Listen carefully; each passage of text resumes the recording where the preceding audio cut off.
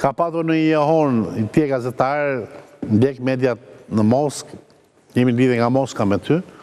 Nuk e di nëse ka një koment për të armën shkatrimtare që përmendi Trumpi.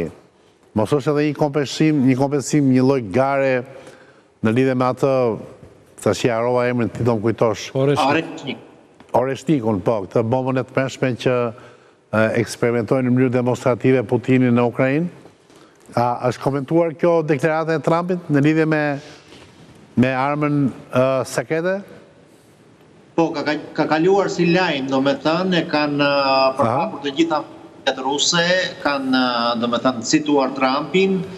Mirë, po nga pala zyrtare nuk ka pasur asnjë lloj deklarate, domethënë serioze për të shuar kurreshtin të paktën e dëgjuesve të tjerë, nuk ka pasur asnjë lloj reagimi.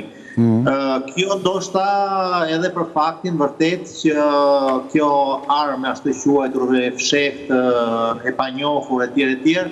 Mund të jetë në projekt, por ndoshta nuk është në formën e realizuar, pasi de facto nuk ka pasur as prova përthamore që mund në një farë mënyre mund të afronin dhe të provonin ekzistencën e saj. Ashtu siç e bëri Putini në një moment kritik të situatës në Rusi, kur i dërgoi peshqesh Kievit Oreshnik me 6 koka përthamore, për të arsye dhe quhet. Në fakt, përkthehet lajthi. Sipas ashtu si lajthia, ka disa koka që nuk është e thënë që të jetë gjithmonë përthamore, por ka një... Ishte një bombë e cila tronditi botën për sa i përket anës spektakolare dhe shkatrimtare që kishte.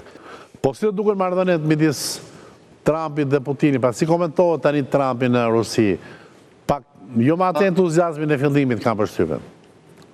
Nuk është entuziazmi i fillimit, por nuk është tronditur shumë, domethënë, ky entuziazëm, edhe sot e kësaj dite, edhe bile sot ku ka pasur është një moment krize në, le të themi, në fushën e paqes, arritjes së paqes në Ukrainë, sipas domethënë të dhënave të ndryshme, edhe vetë presidenti Trump kur deklaroi që do të zgjaste për shembull sanksionin ndaj Rusisë, në një anë është një hap jo miqësor e qartë,